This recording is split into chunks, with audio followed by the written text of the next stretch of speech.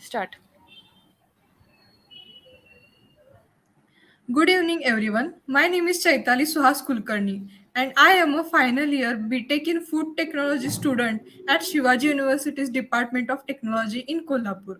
Today's session is the journey of unlearning the learned in Nutripreneurship session. We are all eager to learn more about Nutripreneurship from Preeti ma'am. Let us begin by welcoming our guest speaker, Preeti Deshmukh ma'am. Ma'am is currently the founder and CEO of FoodNest, a venture started in 2019. She is also a nutritionist and a Tedx speaker. She is the CEO and founder of FoodNest as well as the CEO of Food Matters. She has held the position of senior dietitian at the Oyster and Pearl Foundation. She is also president of the WIMA Pune chapter and also held the Global Inspirational Woman Award 2021. Ma'am earned her master's degree in nutrition sciences from Pune University. Ma'am has a strong background in development, research, and creation of healthy packaged foods such as millet bars, sugar-free bars, healthy spreads, cookies, crackers.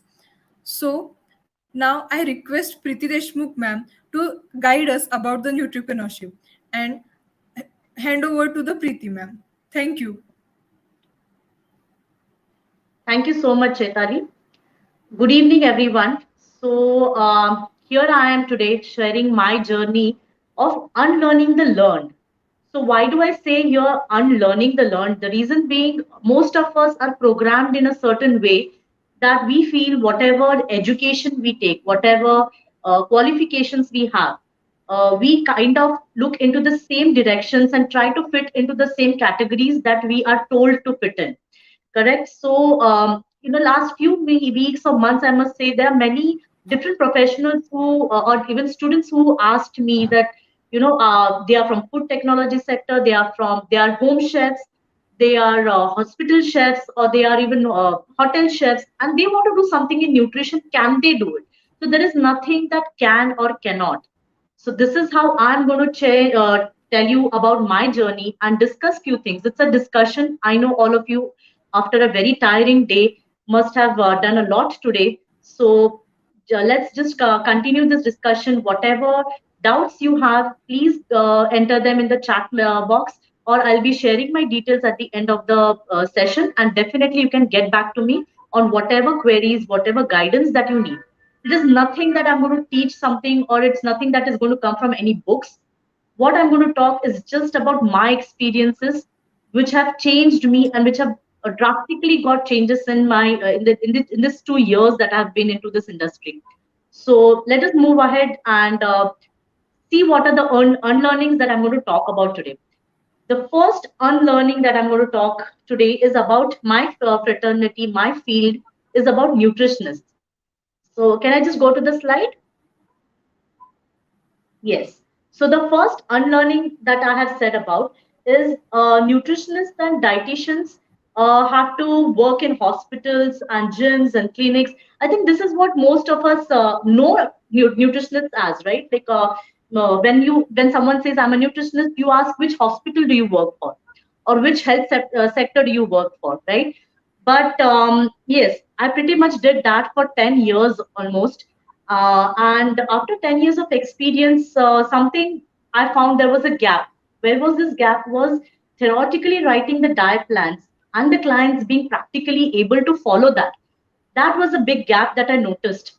So this made me think that if I can convert my food science of this theoretical diet plan into something practical, a practical solution, which my clients can have it on their table, whether it is at office or it is at home, they have it with them, so that they don't have that option of saying, no, I couldn't wake up early today, I couldn't cook for myself, it was a hectic day, it was a hectic schedule today. So these are the reasons which usually most of the nutritionists understand that, okay, you're not able to meet up with your requirements. So this made me first venture into my first company, that was Food Matters, in 2017. And yes, I pretty much started in my home kitchen itself. I put my knowledge of uh, MSc dietetics and my experience of 10 years, and I put it into meal plans, making diabetic plans, weight loss plans, high protein plans. All these were scientifically planned, calorie protein counted, and these labels were put on the boxes, and we started delivering them. Within a period of 3 to 6 months, I upscaled from my home kitchen to a commercial kitchen, and we were doing quite well. We supplied to most of the corporates. So, be it 5 p.m. snacks, healthy snacks that we were giving, or customized diets to sports enthusiasts or gym going people, even to senior citizens, people after getting discharged from hospital. So that is where my fraternity helped me a lot. So most of the dietitians, they were very excited about this venture, because yes, finally, once they used to write, you have to eat these many calories and proteins, they also had a solution saying, if you're not able to make it, please contact this person. So this is how I try to bridge my gap between my clients and the practical solution. And this Food Matters was going running very well for 2 years. The next step, what I thought was, I'm not able to meet with most of my clients when they're traveling into different cities or countries. So I could supply to a circumference of 8 to 10 kilometers from my place. But what about other people outside those kilometers? And what about the things that they need to carry with them if they have to be on a healthy lifestyle goal? This made me think about my second venture, that was FoodNest, that I'm going to talk about today. So, yes, there was a plan in my mind that I have to make a commercial product which people can carry with them. It has to be a snacking product, it has to be healthy, it has to be commercially viable. All these things were there as a thought in my mind, but nothing was concrete. So, I needed that one product in me which will reflect what my attitude is towards the packaged foods, because as we all know, and I think there are most of food technologists and students that are watching this today, that most of the food produced or packaged foods available in the market is full of maybe wrong claim, or not really telling or not honestly claiming what the product is all about. So there was that I saw this gap, that there is a difference between a product which says it is good and which is really good. So to start with, the favorite of everyone, my millets. That is what I believe in. That is what I promote always. I thought, let me start something on millets, because that is what I really believed in. And so there was a millet recipe contest coincidentally going on at that period of time, and I thought, let me go ahead, and I had a millet bar in my mind, which I formulated, and I took up for that contest, which was among 100 dietitians in Pune. And yes, so I got quite a lot of reviews and validation from the senior most in our industry, and that kind of gave me a good boost. So yes, I was not the winner of that competition. I was the second runner-up, but that one boost of confidence that was needed is what I got. So I didn't let the contest end there. I had this product which was validated by the best dietitians in this city. I took that product to the director of the company that had organized this contest, and with my confidence told him, yes, this is a bar which is really good, which is honest, and I want to make it commercial. So that was my first step, and I was really grateful that the director didn't doubt my intentions. He was happy about my knowledge and confidence. Let me tell you, I didn't have a unit, I didn't have a team of professionals, I didn't have anyone working with me. It was only me and my bar and my confidence, that I went and pitched with the person, and he really agreed. So that is when I stepped into this. Me and my husband, we sat with our calculations, we had our projections, we had a purchase orders of the entire year, and we made a strategy plan that how do I start my unit. And this is how I started my journey for FoodNest. And in Feb 2020, I got my first purchase order from that company. So it was around 20,000 of millet bars. And so, with all of an excitement and energy and faith, we started our first journey, first step into this field by 20,000 millet bars, and we were ready to go ahead with it, and with a bank loan, definitely. So I didn't want someone to, for family or friends, to pitch in some money for me. I started with a bank loan of 25 lakhs to set up my unit and machineries completely on my knowledge. So this made me unlearn my first lesson, that it's not necessary to really narrow down your preferences. I am a nutritionist, but does not mean I can't be an entrepreneur. I can't manufacture something. I can't use my other skills or sets into it. So this is how I unlearned the first unlearning and started my journey. Let me tell you, in fact, right now, I'm also a part of an IMB cohort, which is for 10,000 women, which is completely sponsored by Goldman Sachs. There, I'm doing my entrepreneurship development program, and I'm learning all kind of accounts, all kind of finances, which maybe as a science student I'd never learned about. So this is one unlearning thing that you all should be aware about. That whatever is your forte or skill, thanks to technology, there's so many platforms available. Start upgrading yourselves, keep learning and keep reading about it. It's not necessary to stop yourself at the qualifications that you have. Moving ahead for my second unlearning, it was yes, we have many times heard work extremely hard to succeed. And this is what most of the entrepreneurs start with. When they start a company, they are like, we have to work 12 to 14 hours, we should not take a weekend off, and we have to put everything that we have into it. And that is quite obvious because they're full of determination and faith. And that is what exactly I did. So we started a production of 20,000 bars. We appointed a lot of staff, nearly 10 people. We thought we had calculated how much should be the per day production. And since it was artisanal bars, let me tell you, it was most of the things we were doing it by our hand.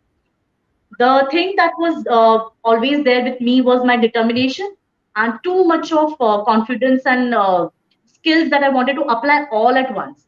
So I did train the staff, but I was always under the condition that I want to do everything. So right from cutting, chopping, packaging, everything, because this was my first set of 20,000 bars that were going to go. I was so excited about it. I did everything on my own, me and my husband both. So we were again working 12 to 13 hours. The staff was just there physically, but we were doing everything. So for someone like me, who has not even taken a discipline in my life, was popping up painkillers every alternate days because we really wanted this order to be delivered exactly the day when it was supposed to be given. We didn't want someone to look down upon us that, oh, you were not able to give your first purchase order on the right time of the commitment. So this was the first unlearning that I want to tell you. It's not necessary to work hard to succeed. You have to work smart. Yes, that is very important.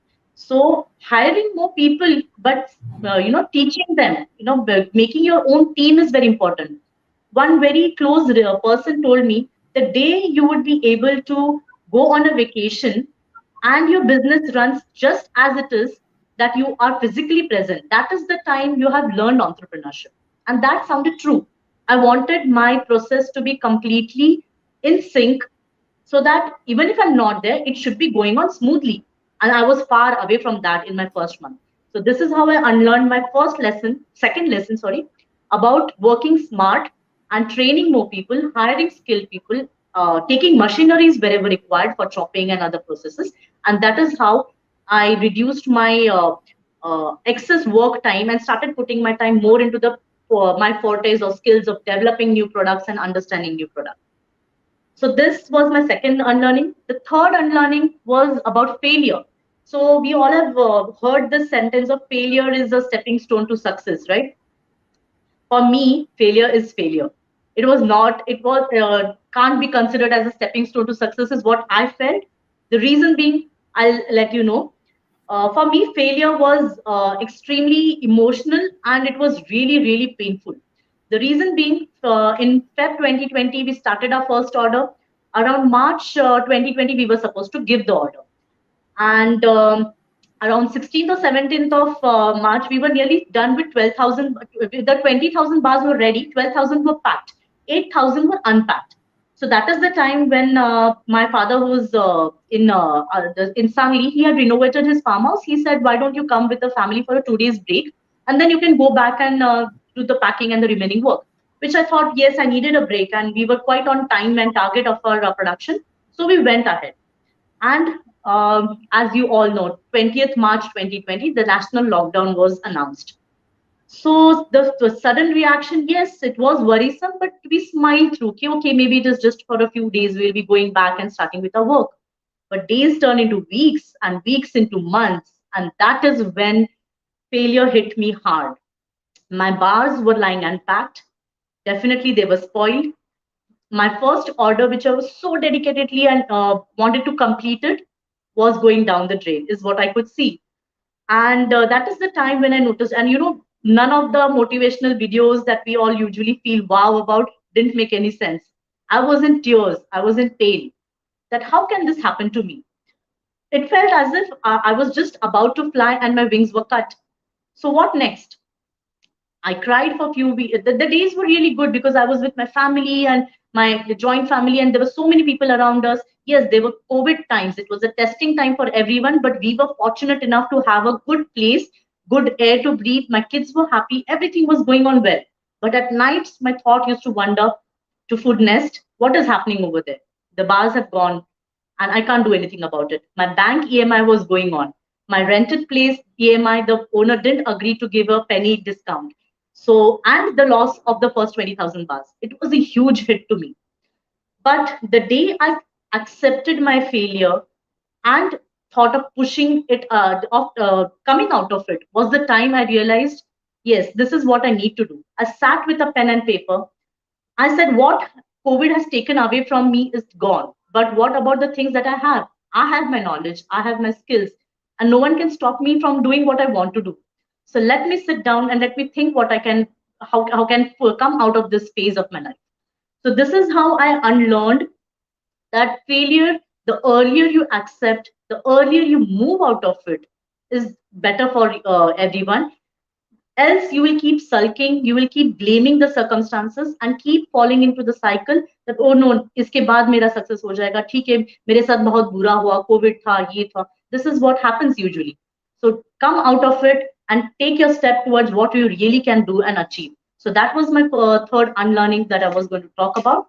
The fourth unlearning is, yes, about food and beverage industry. Since most of you are in this right now joining me from food and beverage industry, we all feel we should talk less about our ideas, else they will get replicated. Don't we feel so? If it's someone from a food technology or of a person, if you're developing something new, you really want to be hush hush about it. Don't tell it to someone else. Someone else will make it. So for me, it was just the other way around. I was getting my friends and colleagues in IT industry, in education sector, in hotel industry, in hospitality industry. Most of them had lost their jobs and they didn't know what to do. But they didn't know that they want to do something in food industry, as that was the only industry which was staying alive and growing really well during the COVID times. So I thought about making, using my experiences and knowledge and forming a course, which was an online certificate course in Nutripreneurship. Now, this is what exactly I coined the term Nutripreneurship during this phase, where I really wanted to teach anyone and everyone, let it be a lay person, let it be an educated person, the basics of nutrition, basics of business, the basics of how you can start your own uh, journey by manufacturing a food product in your kitchen by having the adequate licenses and making it commercial. So this was all about the course that I collaborated with the Indian Dietetic Association Pune chapter, and we did a certificate course, and that was the turning point for me. In fact, this course we were actually planning with the Foodyaari team. Also, we will be making available for as many students are interested, because this is going to be the practical experiences that I've learned, and that is what is into the course. It does not have anything that any of the books will teach you. It is all about starting your own journey as an entrepreneur, right? From branding to strategy making to business modules. This is what is in the course. So once I developed the course, around in 3 months, I got nearly 500 to 600 entrepreneurs to train, and that was my happiest moment. So actually, I tasted success during this formulation of this course, because one of the ladies in Chennai called me and she sent me her first nut butters that she manufactured in her kitchen, and she was doing it commercially and beautifully packaged. So that was happiness for me, and that was success for me. In fact, there was a call from a home science department in Bihar, and the principal said, you're doing a fantastic job, and I want you to teach our students this course. The reason being, most of the students who are doing home science, once they get married, they really can't go to the hospitals or the gyms, and that is how the end of those that home science knowledge happens. So if something like this, which a person can do it from the kitchen, is given or understood, made or given them the solution to it, they all can stand on their legs and they can really take it ahead. So I really felt appreciated, and this is what was absolutely not expected, but I turned it into an opportunity, and I was really able to scale it quite up high, get my EMIs at least done, and I continued my journey. So that is how even in my introduction that you saw that I am a president of Pune chapter of BIMA, that is a Women Entrepreneurs Maharashtra Association. It's a non-profit organization. What I started doing is I had commercial packaging machines at my unit. So I helped all those women who have home-based products at their places to pack it commercially, use licenses. That is very important. I've made them take licenses for what they were doing and manufacture and pack it help them with packaging at my unit. So this made them upscale their business also. And with all this goodwill, with all this word of mouth, so in the 2 years that happened from 2019 till now, we were able to reach from one company that I started with the 20,000 purchase order that I talked about to right now nine more companies that I'm a contract manufacturer for. So right now we are available in more than 7,000 retail stores and more than 1,000 pin codes pan India. In fact, we have even started exporting. So this huge leap. And let me tell you, I really don't even have a website. It's nothing to be proud of. But what I feel is word of mouth and goodwill into this industry in food sector matters a lot more than anything else. On social media you can have as many things put up for you, but the word of mouth of being an honest manufacturer is very important, and that really helped me get one by one companies and be coming to me to get their stuff manufactured, because I really believed in healthy as well as honest ingredients that I manufacture for them, that I've developed for them, and take it ahead. So that was about my fourth unlearning, that I said that in food and beverage industry you need to talk less. No, I really talked a lot and I still talk a lot, and I really help others also that come join me into this journey where I really want to take this manufacturing. Why I want to do contract manufacturing, that is what many ask, that why don't you start your own product, take one product and do marketing about it and all. So that is not what my forte is. My passion lies in developing products and then manufacturing them. So when I'm having 10 hours in a day, I really want to develop as many healthy products in the market. So that is my vision, that the junk food should be kicked out of the industry and as many honest healthy products should be on the shelf. And for that to happen, I want to use my knowledge to multiple brands and grow for multiple brands to educate them what is right and what is really good in terms of selecting the right ingredients. So that was about my fourth unlearning that I did. Coming back to my fifth unlearning that you can see is about women. I'm not being a feminist here, but that is the fact that you all might agree on, that women really, we feel, have superpowers to multitask. Everyone says, she's a woman, she can do it. On Mother's Day, on Women's Day, we all happily circulate the memes and WhatsApp messages of the modern Durga Mata that we call, that a lady having a laundry in one hand and a baby in other hand and a laptop bag in other hand, and she's doing so many things and wow about it. Oh yes, we all have that power that we can do everything. Yes, I pretty much felt that. I took all possible responsibilities on my own. Whenever throughout my entrepreneurship journey, also, I was very harsh on myself, is what, yes, definitely I would say. I wanted my kids to do well in studies. I wanted them to be best in the extracurricular activities. I wanted to cook for themselves, for them myself. I didn't want anyone else to do that. Let it be about family, let it be about friends. Everything was all on me, is what I kept on thinking, that I'm supposed to do this. But after a few months of this drill, I was completely burnt out.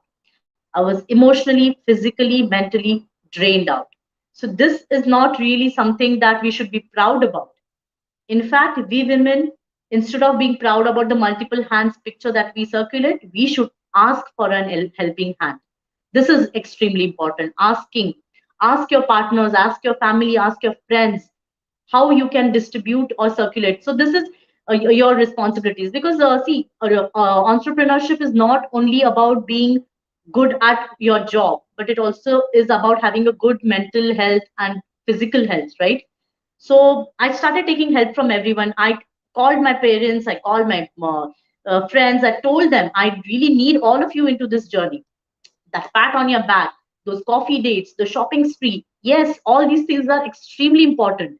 It's definitely not necessary to have a guilt in mind when you do all these things for yourself. So this was an unlearning where I learned that women, we should not be happy of being super women. but we should be a happy woman. That is more important. So a happy woman is much better than a superwoman. This was my unlearning. Going to the next slide, please. That was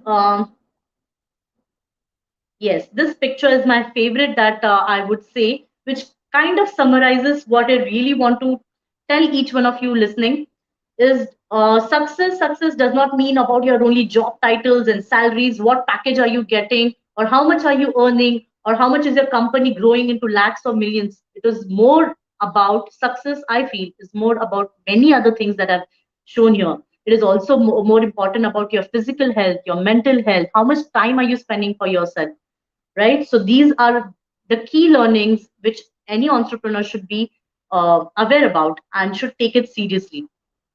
So this brings me to the end of the talk that I wanted to share with all of you and about my journey. So coming back to the last slide, that gives my details of how you all can connect with me. Can you go to the last slide, please? Yes, so let's stay connected. So anyone, any doubts, you can put it in the chat or email me. That is my email ID, preeti.a.deshmukh@gmail.com.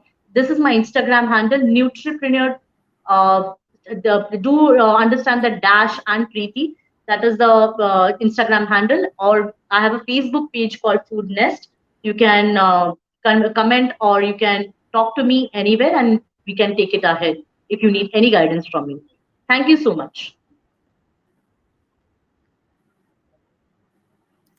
Thank you so much, ma'am. It was a really great session for all of us. I request all the attendees, please post your questions in the chat box. I will ask the ma'am to answer them for you. Please, if you have any questions, please type it in the chat box and send to us.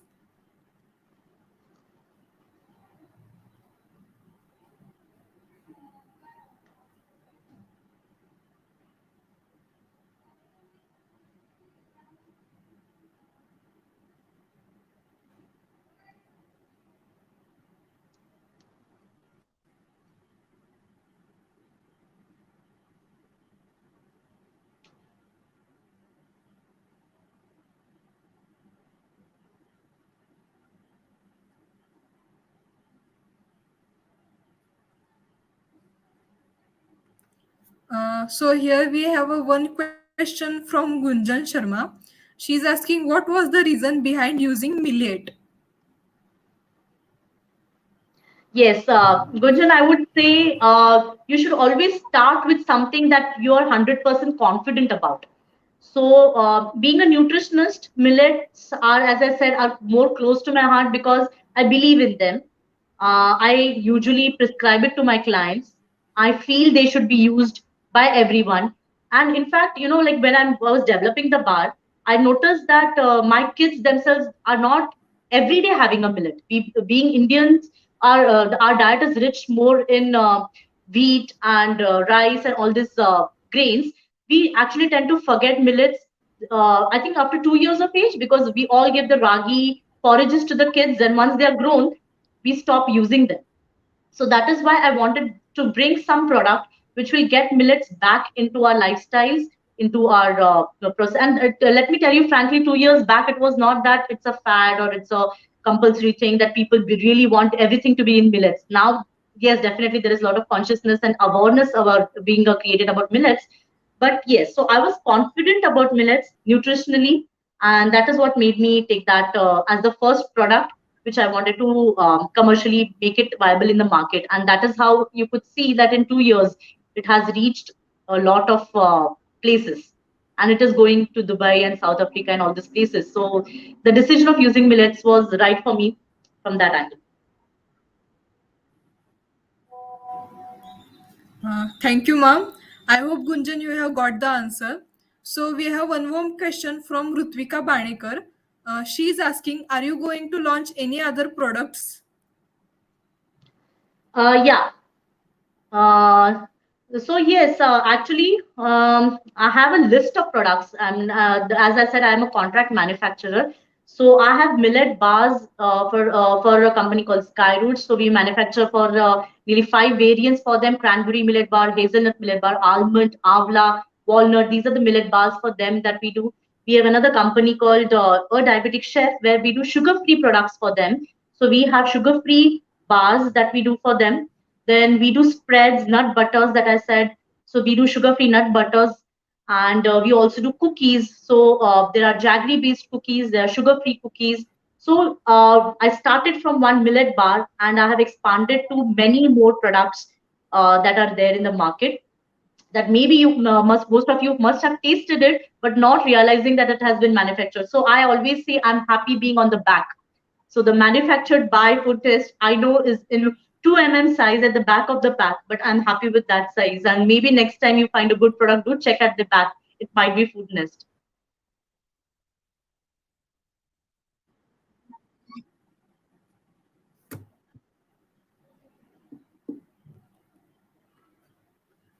Thank you, ma'am, for the answer. I hope she is satisfied with the answer. So we have one more question from audience. Can you please share the current growth of your company, the scale of manufacturing on daily basis, and the annual turnover? I think this you can get back to me if it's something related to the business and you want to understand how a business grows, or you want to understand the business growth plan or the strategies. You can email me. I'll let you know the details. But on a scale, I will definitely say within a span of 2 years, yes, definitely. If I started with a bank loan, we cleared the bank loan in the first year itself. We could break even, and then we started our journey without any without with being debt free. So that is a big achievement, is what I would say. And then the rest is history, is what I would say. And if you want any more details, definitely you can drop a email to me, and I'll definitely let you know much more details about it.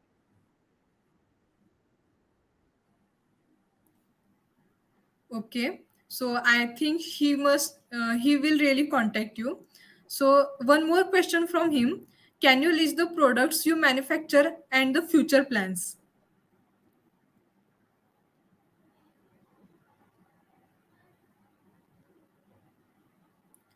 Hello, ma'am. Did you get my voice? Yes, yes. I think there was an interruption. So you can go on my Facebook page, FoodNest, and you all can see the number of brands and number of products that I already have. As I said, there are my forte is definitely bars and cookies. What I can broaden it and say, and future plans is definitely growing, upscaling my current manufacturing capacity is my future plan. So I'm into that venture of increasing the capacity of machineries and increasing my unit space is what is my future plan.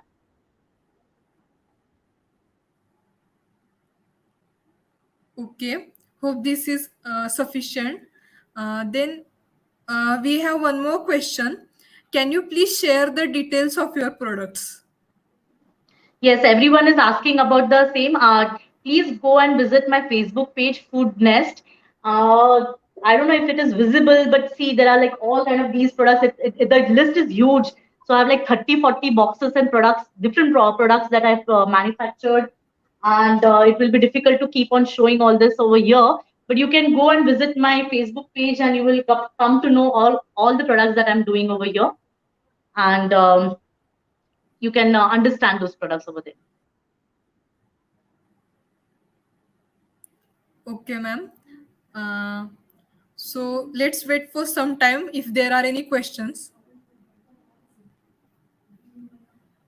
So I would like to share something. There was a really good student, or maybe a professional, I must say, for working with a very big brand, who connected with me on LinkedIn a few weeks back. And she said she's from food technology and she's feeling really burnt out with the kind of work that a food technologist is supposed to do in a institute. And she wanted to, understand nutrition and get into this sector.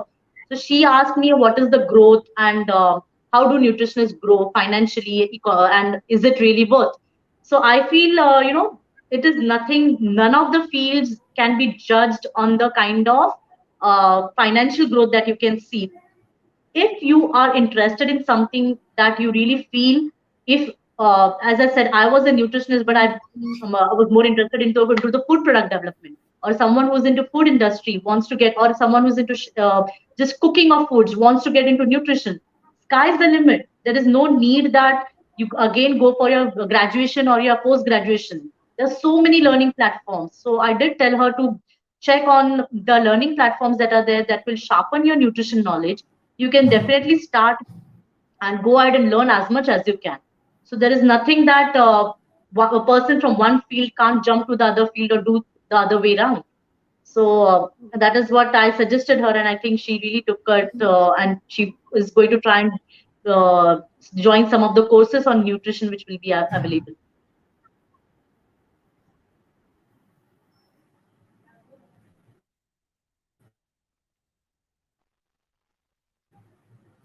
Informative sharing for us food technologists. And I think there are no more questions as the webinar was detailed and you explained it really well that helped everyone to understand the points mentioned. So I would like to move forward for the vote of thanks.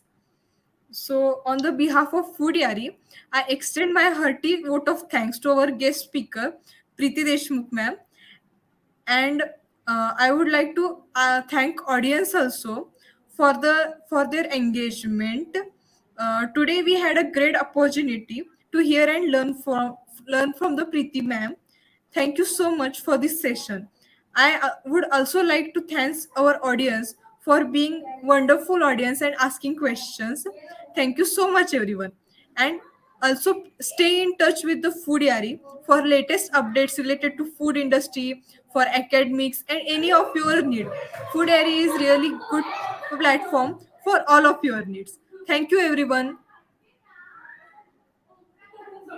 Thank you.